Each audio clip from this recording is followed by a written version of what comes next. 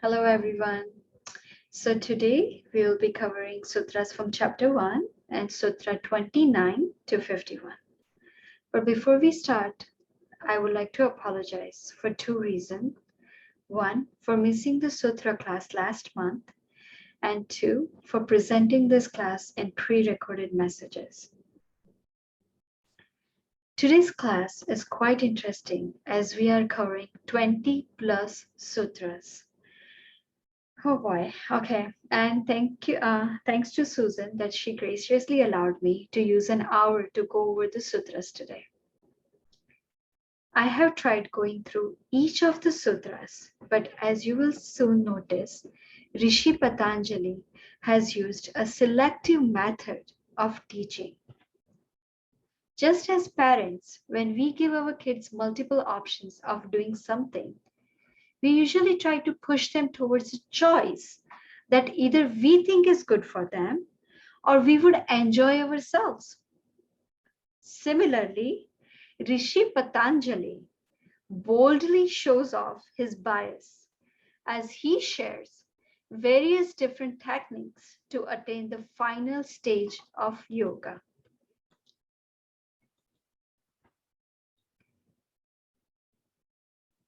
As we are covering many sutras today, it is important to provide a teaser of what we will be covering.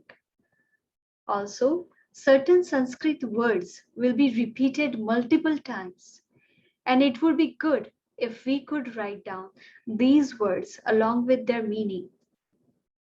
This will help in your understanding of Rishi Patanjali's teaching as I go through a few rather complicated topics. I'll let you know the words as we go through them. So here it goes. The teaser. That is, the final stage of yoga is samadhi. This is the word you need to write down. Samadhi,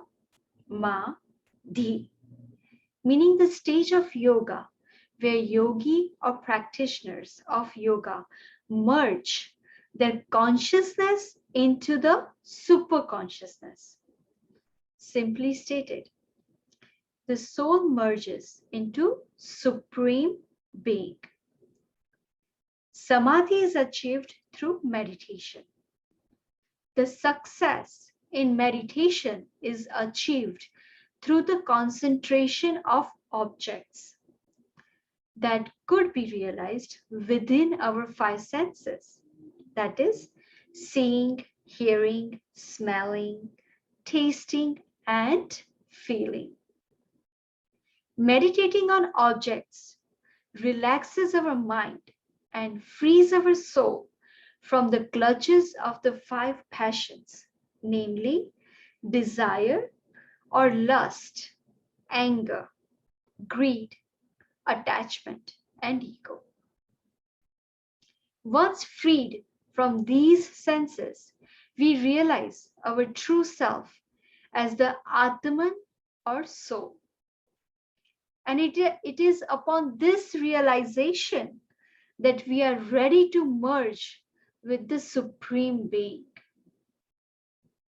Finally, there are two types of knowledge that helps us in this process. One that is gained through the five senses, and the other that is the real knowledge, which is outside of the parameter of our senses.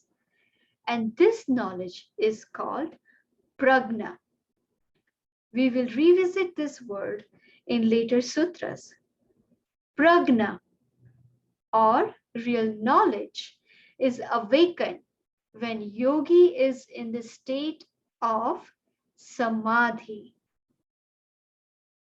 As called out earlier, Rishi Patanjali identifies 8 ways of overcoming the kleshas, that is, disturbances of our mind, and achieve perfect concentration, and thereby samadhi.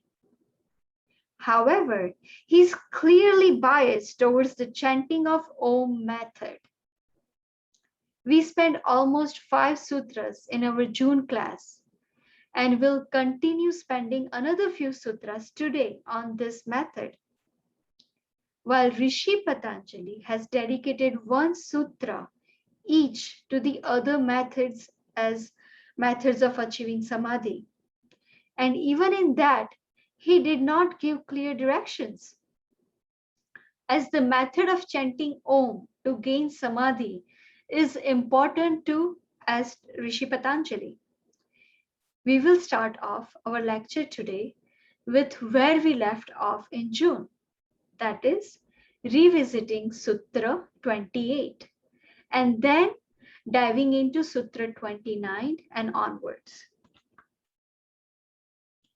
So, Sutra 28, in that, Rishi Patanjali says, Taj Japasta Dartha Bhavanam.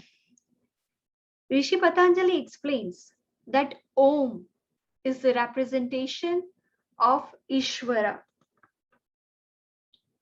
superconsciousness. In this sutra, he talks about what to do with Om in order to surrender to the will of supreme power, Ishwar Pranidhanat. He says, Taj Japaha, that is chanting Om. Tad Artha Bhavanam, with presence of the mind and with meaning. In short, chanting Om in a meaningful and concentrated manner allows the soul to achieve samadhi and thereby supreme consciousness. Sutra 29.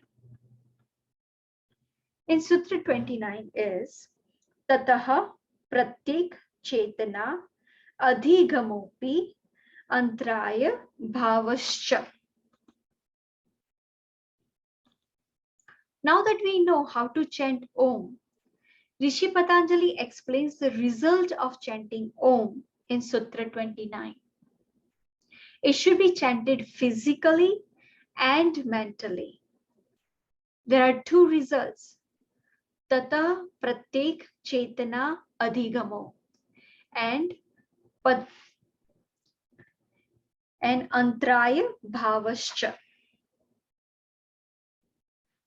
Tata means that after chanting of Om for a long period of time with presence of mind and meaning, as explained in Sutra 28, we will experience Pratyek Chetana Adhigamo, that is, the introspection or contemplation, that is, self-examination of the mind.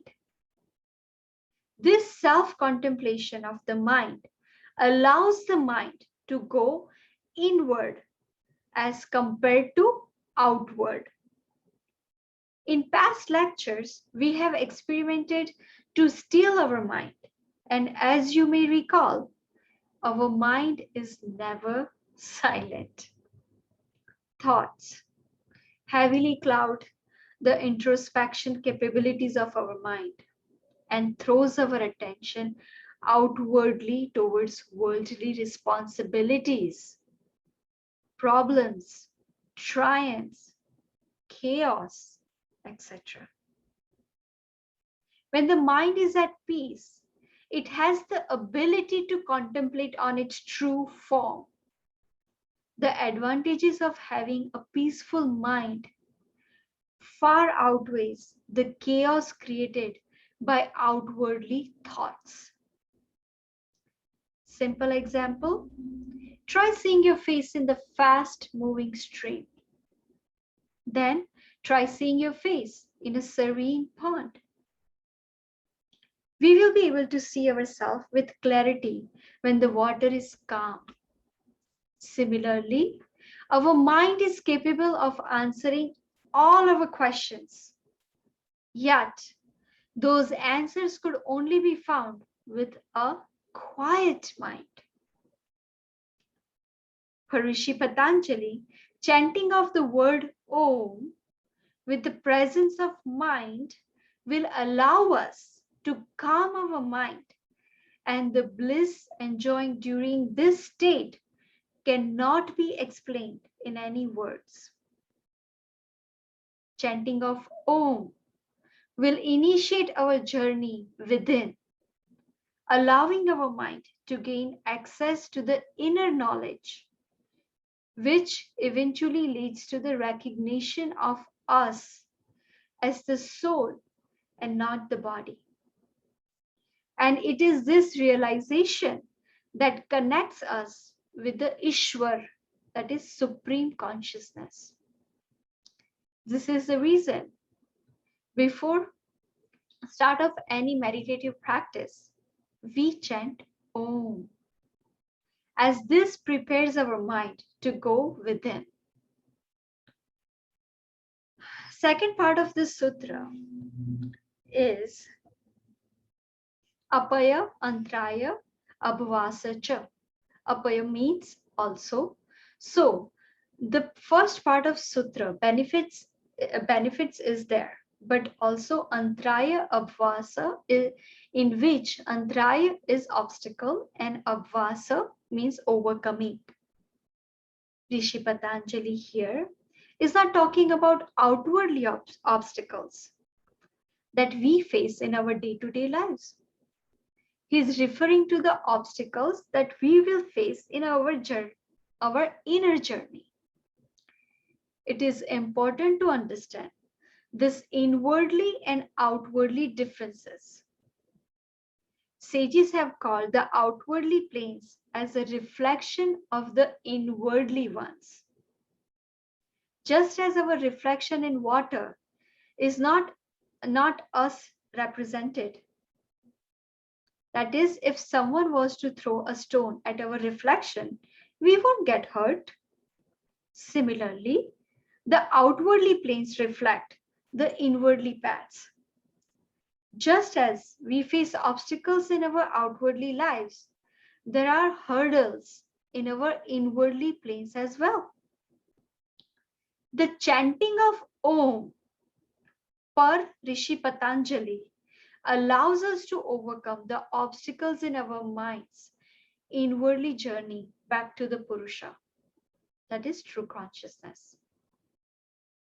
We are trained to overcome the outwardly obstacles, but most of us are not even aware of the inwardly hurdles. Rishi Patanjali explained this inwardly obstacles in our next sutra, that is Sutra 30. He says, Vyadhi sthana sansaya pramadal say chavirati भ्रांति दर्शना लब्ध भूमिकात्व नवस्थित्वानि चित विक्षेपास्ते अंतरायाः.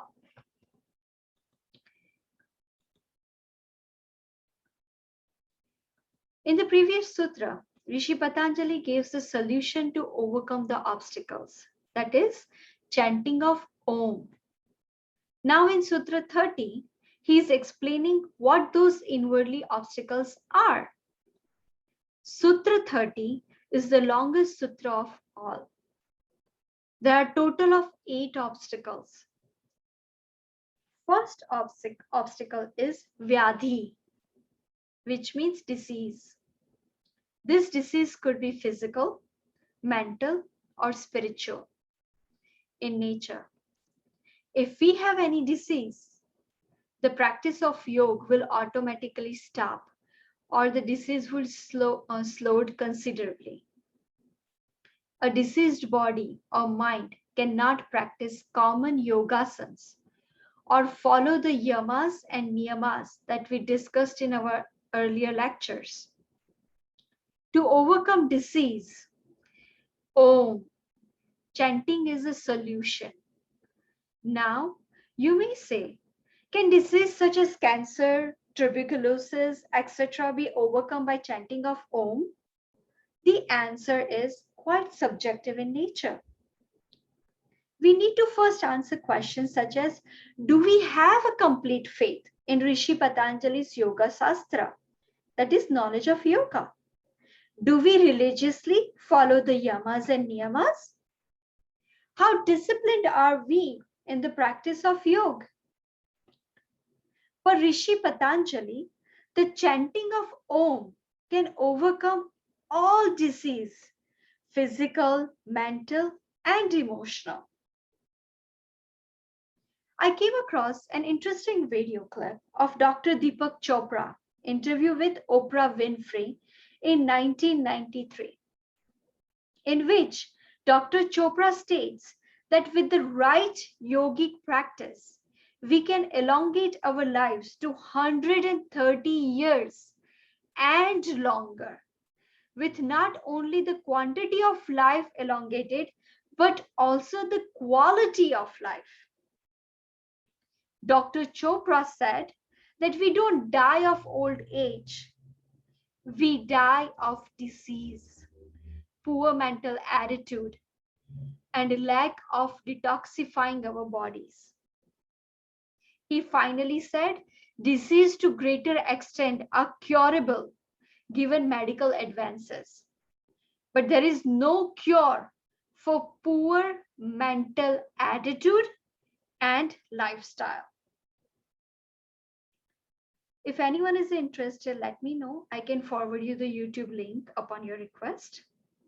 So to the question, can the chant of Om cure physical illness? The answer by Rishi Patanjali is yes. But without faith, without discipline, and without following yoga, this obstacle could be hard to overcome. I spent significant amount of time on this obstacle due to our skepticism against the concept of physical illness cured by chanting of Om. Second obstacle is dhyana, which is the mental disability where mind does not want to perform yogic practice for some reason, either laziness or deprioritization, etc. We are completely healthy, but mind says, I don't want to do yoga today. We can rationalize in many ways to not perform our yogic practices.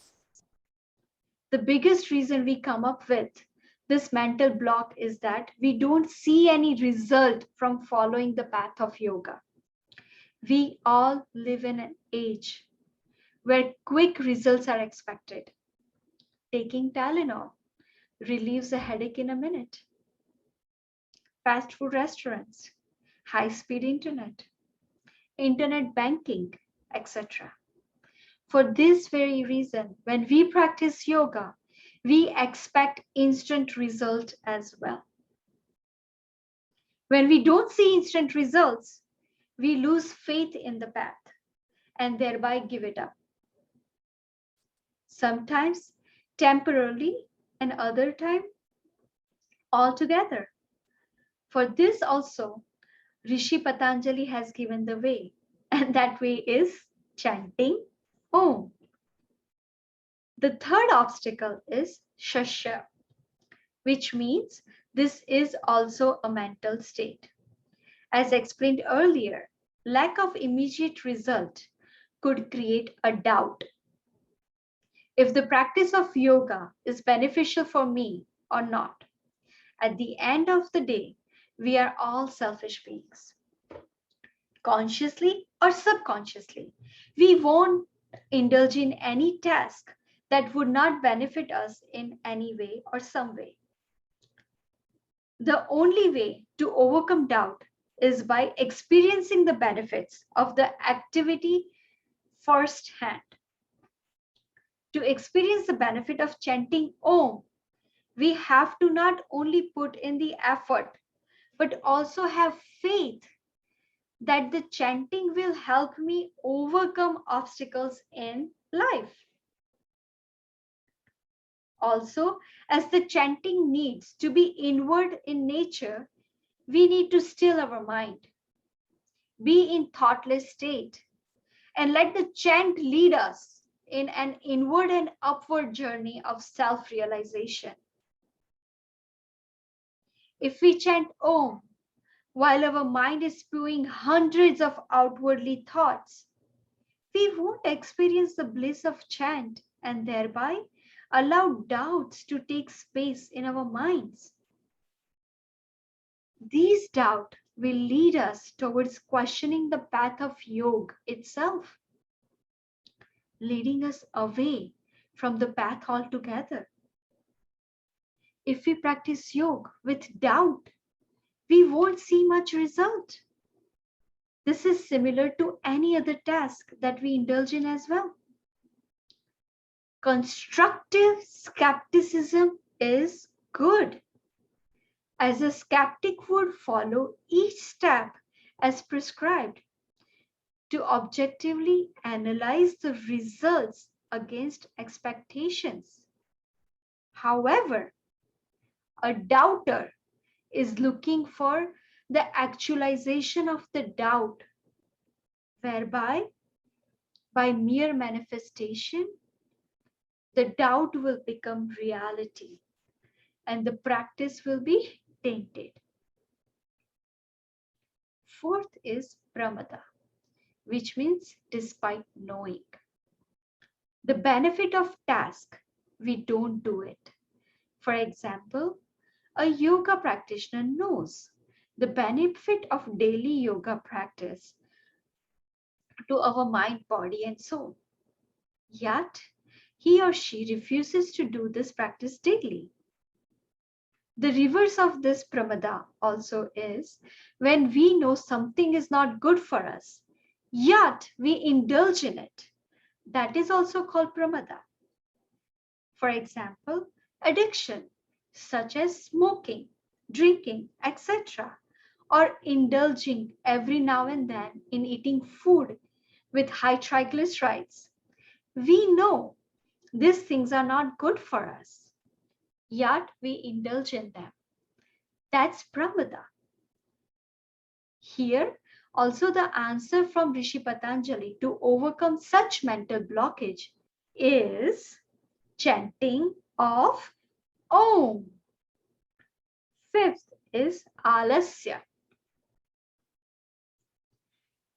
This is a physical weakness. If we are physically weak, we won't be able to practice yoga. Many a times, the physical weakness is temporary. The chanting of Om allows us to overcome physical weaknesses as well. The first 5 weaknesses relate to the physical and mental blockages or obstacles. Excuse me, and this could be considered beginner's weakness.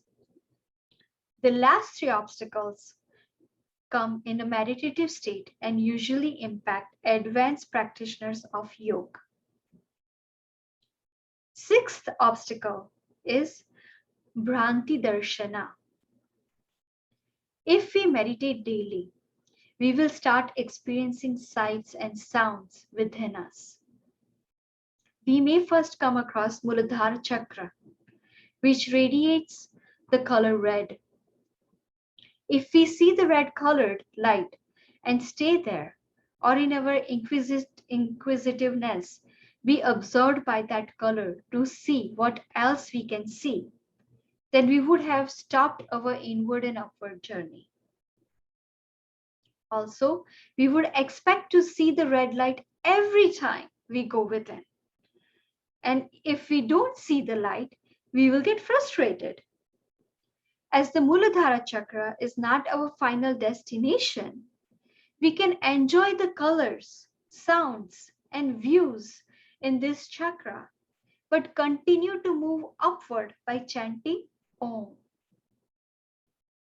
This obstacle whereby we stay at one spot to enjoy its bliss is called Bhranti Darshana.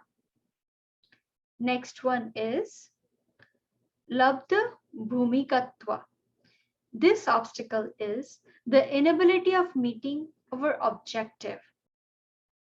Let's assume that our target of meditation is to reach the heart or Hridaya chakra. With its green glow and yam is the sound. But we are stuck in the Muladhara chakra. Then we may get frustrated, and this frustration is called Labdha Bhumikatva.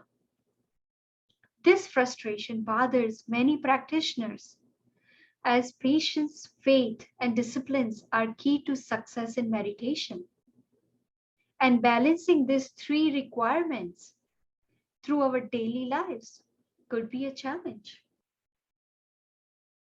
These obstacles could also be overcome by the chant of Om. Last one is Navasthit Twani. This obstacle is to achieve the target, but for a very small period of time. This is an interesting one, as the celebration of meeting the target many a times takes us away from our target.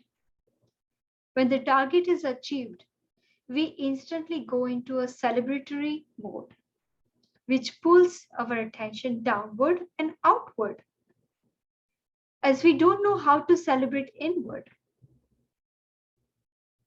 In our school days, during exam, we study for hours and experience quite a few sleepless nights. But as soon as the exams are over, the first thing we do is to take a long nap and not touch our books for several days, if not weeks. A yogic practitioner cannot afford this attitude. The victory of achieving our objective within could only be celebrated by continuing the chant of Om. To maintain the elevation within and to enjoy the benefits of our desired stage, we have to continue walking on the path of yoga with the same discipline and faith as we did before achieving our target. To overcome this obstacle, we have to continue chanting Om till we establish ourselves at our targeted stage. Each one of these 8 obstacles comes in the lives of practitioners, and we have to overcome them to acquire the full benefits of yoga. And the way to overcome these obstacles is by chanting Om with a purposeful and diligent mind. Moving on to Sutra 31.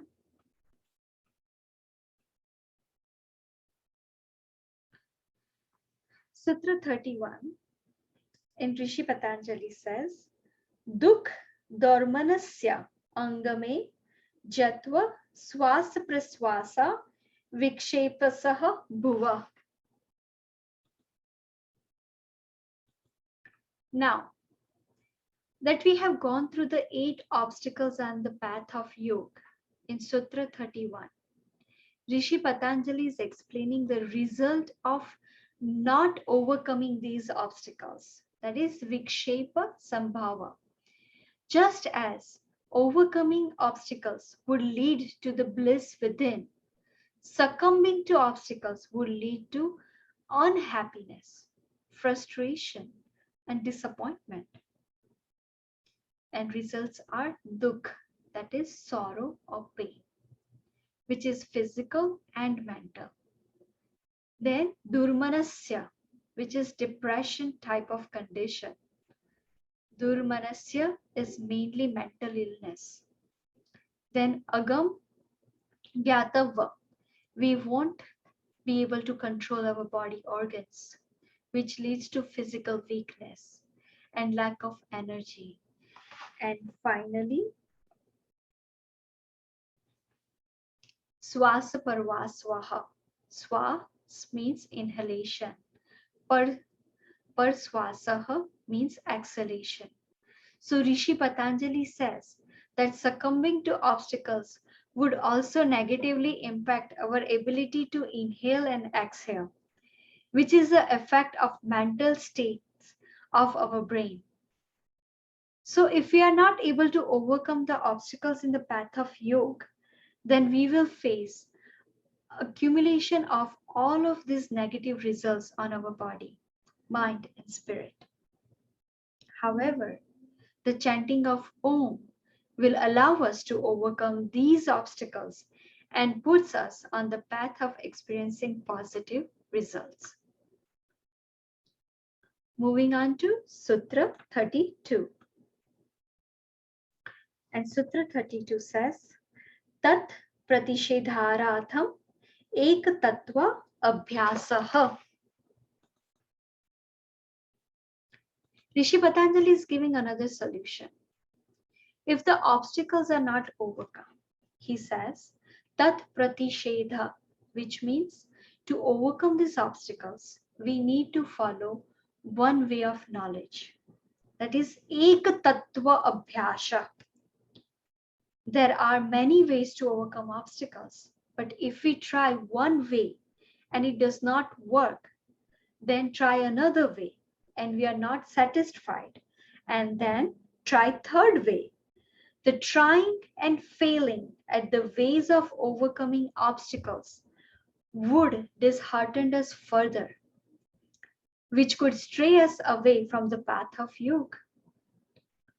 Rishi Patanjali does not dictate the path we take to succeed in overcoming these obstacles, but he asks us to follow one path.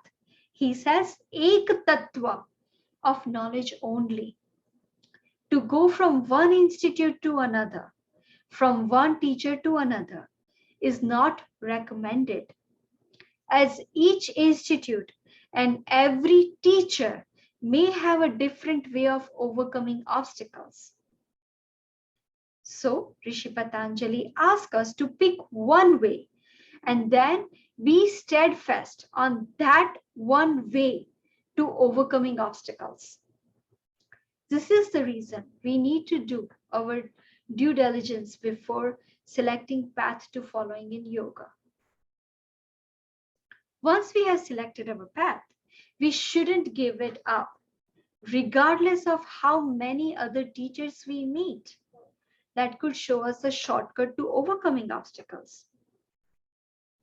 Swami Vivekananda, a 20th century mystic, wonderfully said, he said, quote, think before you jump.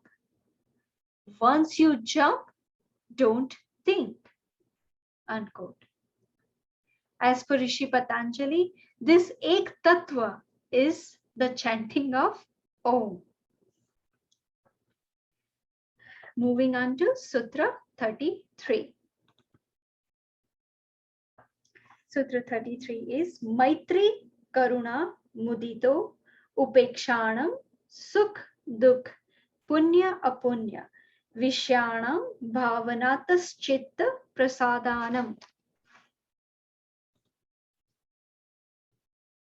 This sutra is so beautiful. It applies in our day-to-day lives just as much as in yoga. Back in Sutra 23, Rishi Patanjali started explaining Ishwar Pranidhanatva, which is the way to submit to the will of the Supreme Being. And by Sutra 32, he finishes explaining how to achieve Ishwar Pranidhana. That is by chanting Om. Now in Sutra 33, he is explaining Chitta Prasadanam, where Chit means mind and Prasadanam is blissful. Just as disturbed mind cannot do meditation, a blissful mind is needed to attain concentration in our meditation. So he's explaining 4 ways to keep our mind always blissful, always happy. We can do that by Maitri, which means friendship. Karuna means compassion. Mudito means happiness. And Pikshanam means indifference. To add to these 4 ways are 4 reactionary states of our mind. They are Sukh Dukh, Punya Punya Vishayanam. Sukh means happiness. So Rishi Patanjali is matching Sukh with Maitri to say that wherever we find happiness, make friendship with that situation, person, or event, etc. By becoming a friend of anything that is happy, we will automatically inherit a happy state of mind. This may seem logical, but there may be situations where we see someone happy and we may not feel happiness for that person. Say, for example, in sport, our team loses to another team. Would we feel like celebrating the opponent's victory? To maintain a blissful mind, we need to train our mind to find happiness in the happiness of others around us. This will make sure we are always in a happy or blissful state of mind. Next, Rishi Patanjali ties dukh to karuna. That is, where there is sorrow, dukh, we should have compassion, karuna. If we are compassionate towards the pain of others, we will reduce their pain and feel the blissfulness of our own mental state. Next, punya. Punya matched to mudito, whereby punya is good karma and mudito is happiness. Rishi Patanjali is saying that when someone does good karma, we should be happy for them. This is quite simple to agree upon. Yet, there are times when someone does good karma and we doubt their intention of the person's action and their actions. This doubt leads to unhappiness in our own mental state, as doubt gives rise to unfounded conspiracies, jealousy, anger, etc. But if good work is helping others, then we should be happy for them. If we are happy for them, they will feel appreciated and further do more good work. This will continue the cycle of good work, which would in return result in our happy and blissfulness of our mind. And finally, for apunya, we should have pekshanam, which means for those indulging in bad karmas, apunya, we should reflect indifference, pekshana.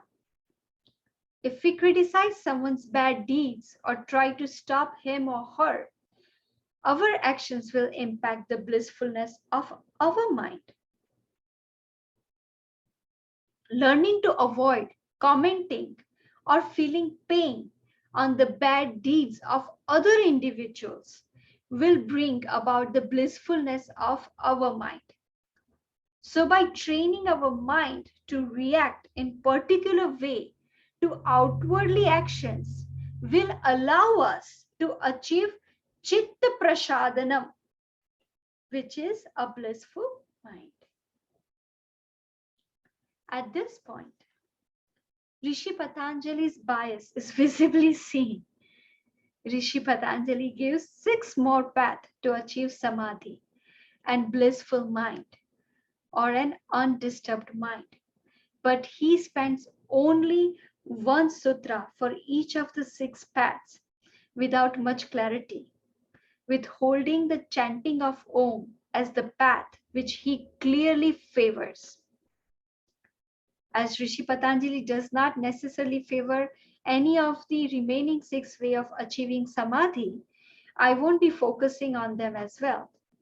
The 6 ways are provided in slides for your references purpose. Due to the shortness of time, I will be skipping over the next 6 slides.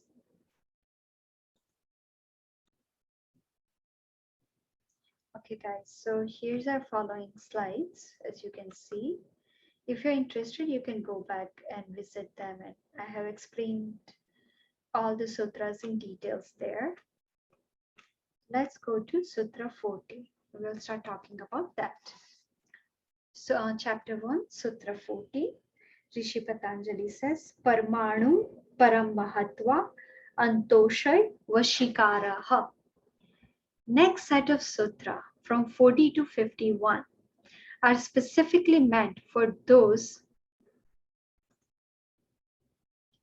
Aspiring yogis who have walked on the path of yoga for quite some time and close to achieving samadhi, we could say that the next set of sutras are for advanced aspirant of yoga. However, this knowledge at a theoretical level is important for us to know as well.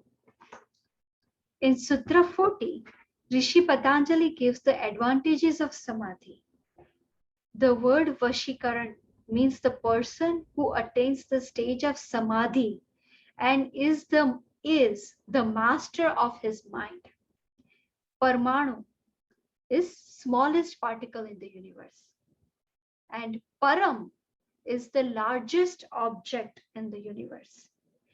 Everything in the universe. He is able to control who attains samadhi. Vashikaran. This concept is difficult to understand, and that's why Rishi Patanjali spends some time to explain the advantages of samadhi in Sutra 41 and 51. Moving on to Sutra 41. Sutra 41 says, Kshina Vrittera Abhijatasyev Manera Grihat Grahana Grahayeshu Tatsasta Tadjanata Samaptihi. In this sutra, Rishi Patanjali is explaining the word Samaptihi. Now, this word, you want to write it down. Samaptihi is the stage a yogi achieves before achieving samadhi, while samadhi is the final stage of yog. Samaptihi is the stage before samadhi. He gives three benefits of achieving samapti. First, kshen. Kshen, vritti means the five passions that cause klesha, that is disturbance in our mind. And kshen means weak. So basically, by the time an aspirant reaches samapti, the five senses do not create disturbance in his meditation as they did before. The senses are still there, but much more controlled. Second, abhijatsya eva maner. Maner is a pure crystal, which is 100% transparent. So mind becomes so transparent or pure that it gets easily assimilated with the object of our concentration. And third, grahitar, grahana, graheshu. When we pursue certain objects, these three things are there. One is the actor, that is grahitar. Second is act itself, grahana. And third is the object upon which the action is taking place, graheshu.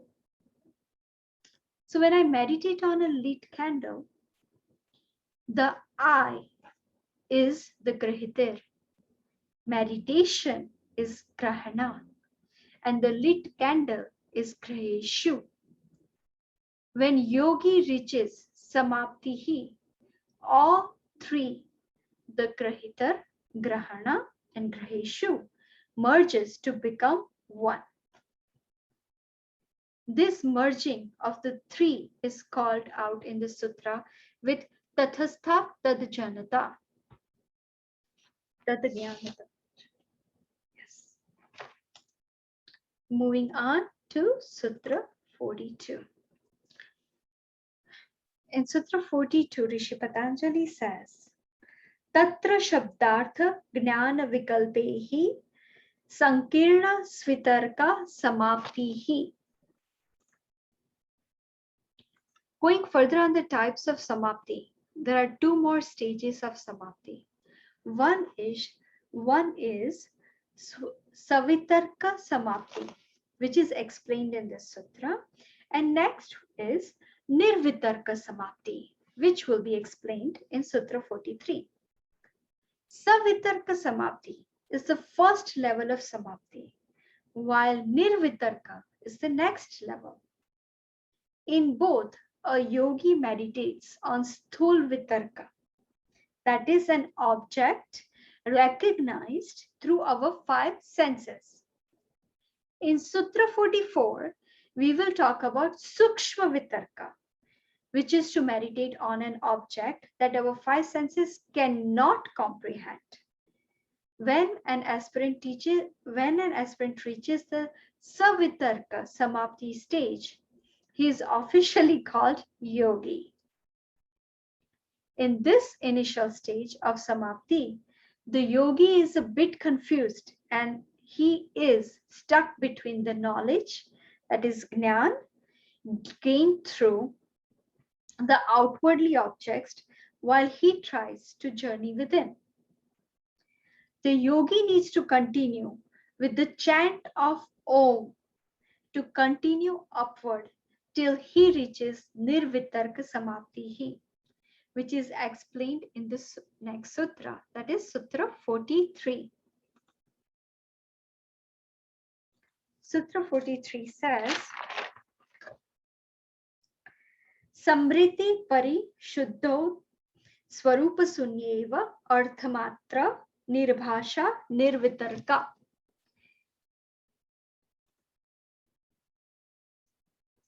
While Savitarka Samapti, explained in Sutra 42, is achieved simply by chanting Om and concentrating on an object that falls within the purview of our senses, the Nirvitarka Samapti or advanced Samapti is achieved through Smriti Parishuddha. Smriti means memory, and Parishuddha means the process of cleansing or removing. The removing of memories does not mean deleting the memories. It simply means that at the time of meditation, the memories do not disturb us. When a yogi is void of all memories, the only thing that remains is the I, which is Swarup Sunyava. When the I is connected with the memories, it has an identity. But if I reach a stage in meditation where the memory is removed, then the I stands there alone. It is this absence of identity that our true identity reveals itself. That is, I am not the body, but the soul. Arthamatra Nirbhasha. Arth relates to the object, while Nirbhasha refers to the enlightenment. As all the memories are removed, all of our attachments are removed in that moment, in that void of objects, the I becomes the object. And this object becomes enlightened. And it is the enlightening of this I which is called Nirvitarka Samaptihi. So now let's move to Sutra 44. Sutra 44 says, Etayav Savichara Nirvichara Cha Sukshma Vishaya Vyakhyata. The same approach of Savitarka Samaptihi and Nirvitarka Samaptihi explained in Sutra 42 and 43 are taken in Sutra 44 as well. The only difference is that in previous two sutras, the object used for meditation fell within the purview of our senses. In this sutra, Rishi Patanjali is stating that we could achieve the same result in samapti with sukshma object, that is, object that cannot come within the understanding of our senses. For example, our thoughts. Moving on to Sutra 45. Sutra 45 says, Sukshma Vishyatvam Chaling Paraya Vasanam. With Samapti achieved, Rishi Patanjali moves us towards Samadhi, and he uses a key word here, that is Alinga. We already know the Sukshma means the smallest particle. Vishayatvam is the largest object. Rishi Patanjali says, by Samadhi, we can control everything from the smallest particle to the largest object.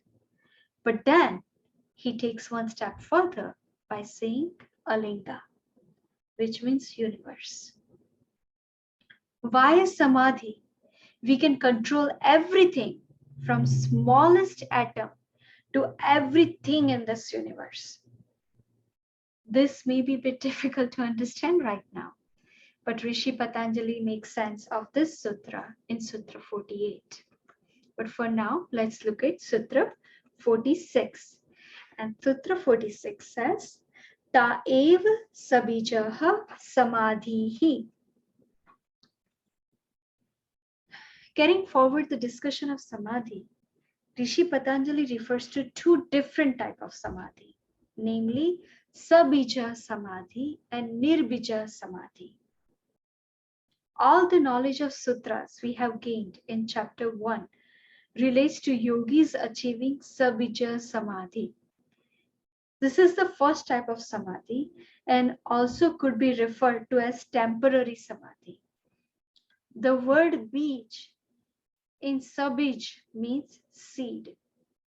The seed, as explained by Rishi Patanjali, is something that holds us in this world. In other words, sabija samadhi is the temporary samadhi whereby we stay in samadhi for only as long as we sit in meditation. Once meditation is done, we go back to our day-to-day lives and carry out our daily responsibilities. The time in meditation or sabija samadhi is controlled by the yogi. Interesting fact here, in samadhi, a yogi can stop all bodily functions, which includes food and water intake as well as breathing. A yogi's body is supported by the inner strength, which could only be explained as nature. There are yogis that live for hundreds of years and can meditate in some of the harshest environment in the world. How is this possible? Well, that is being explained in Sutra 48 as well. So for now, let's look at Sutra 47. In Sutra 47, Rishi Patanjali says, Nirvichara Vaisharadhyeya Dhyata Prasadaha. When the yogi gets mastery, that is Vaishadhya, over Nirvichar Samadhi, he attains spiritual blessing, Dhyatamam Prasada. Spiritual blessing is the development of the Atma, that is soul. The development of the Atman will start as it is the objective of the Atman to merge with the superconsciousness. It is important to note that the word used here is spiritual blessing, not a religious blessing. Let's move to Sutra 48. Sutra 48 says, Ritam Bhara Tatra Pragna.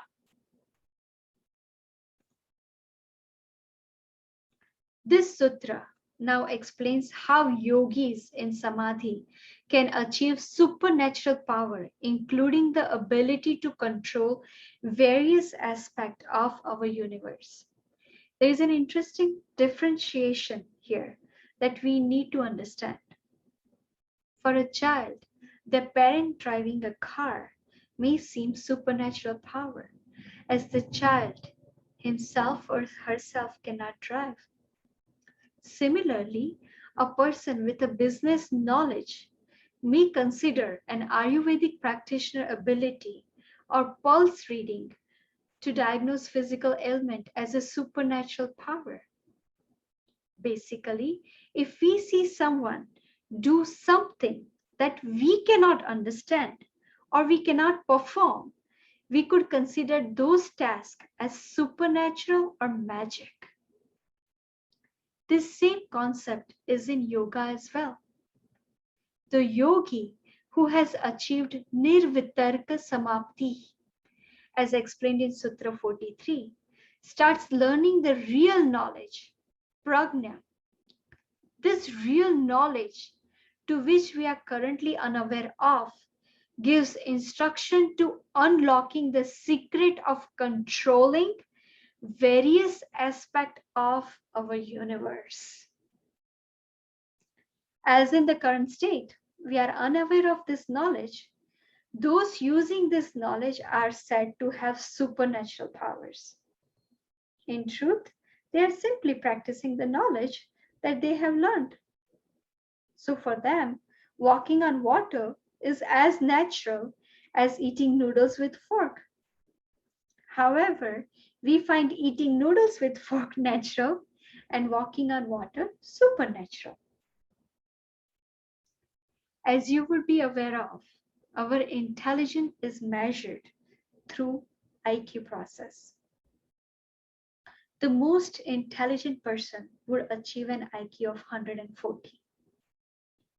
Scientists have measured that person with 140 IQ uses approximately 10% of their brain cells in their lifetime. Now that leaves 90% of brain cells unused, which stays in a dormant state. If we have unused brain cells, it also means that our brain has the ability to absorb more knowledge. When real knowledge is received, we learn how to control objects within us as well as outside of us. There is a fictional sci-fi movie called Lucy, which focuses on the power of a human brain if more than 10% of mind power was being utilized. In that movie, certain drugs activates the dormant brain cell of the main character, who then is able to control objects around her. The sci-fi movie uses drugs to induce dormant brain cell, while yoga unleashes prajna, that is real knowledge, during samadhi to unlock our brain cells. In the late 19th century, scientists came up with the theory of extrasensory perception, ESP, which is explained by Britannica.com as perception that occurs independently of the known sensory process. This theory was documented by Rishi Patanjali 2500 years ago. The word Ratambhara also refers to a real knowledge. So let's move to Sutra 49. Sutra 49 says, Shrutanuman pragnabhyam anya vishaya vishesharat tvata.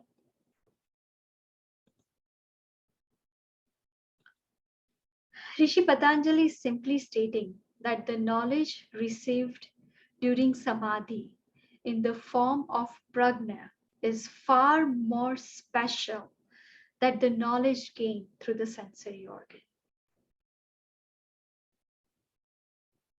Moving on to Sutra 50. Sutra 50 says, Tajjaha sanskaronya sanskara pratibandhi. The word to focus here is sanskaro, which reflects the nature of a human being. Rishi Patanjali is stating that once real knowledge is bestowed on the yogi during samadhi, his nature towards the world changes. As the yogi is still in Sabija Samadhi stage, That is, he has to come back to the worldly plane following meditation. His nature, as dictates pre-samadhi, will be overridden by the nature he gains via the real knowledge. Samadhi changes the perspective of the yogi and allows the yogi to live in this world with separate set of ideals. Last sutra of today is Sutra 51. And Sutra 51 says, Tasyapi nirodhe sarva nirodha nirbijaha samadhi riti.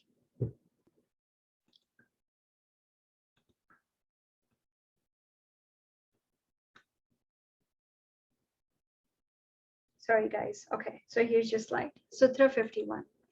So finally, Rishi Patanjali introduced us to the Nirbija Samadhi, which is the final stage of Samadhi, after which we don't have to come back into this world. This is the stage when the drop finally merges into the ocean to become the ocean.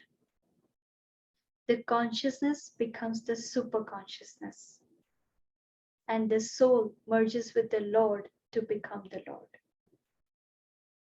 This is the Samadhi practice that I'm aspiring to achieve with the assistance of my spiritual guru. Just as removing memories allowed us to achieve Sabija Samadhi, removing the I from our consciousness leads us to Nirbija Samadhi. As stated in Sutra 42 and 43, when memories are removed, the I becomes the object upon which we meditate, and it is the I that gets enlightened. The I in this case is our soul. To achieve Nirbija Samadhi, which is a permanent Samadhi, Rishi Patanjali says that Tasyapi Nirodha, which means that the knowledge received through prajna, real knowledge, also has to be controlled, also has to be blocked off or removed. In a state when the sensory knowledge is blocked off and only I exist, we achieve Sabija Samadhi.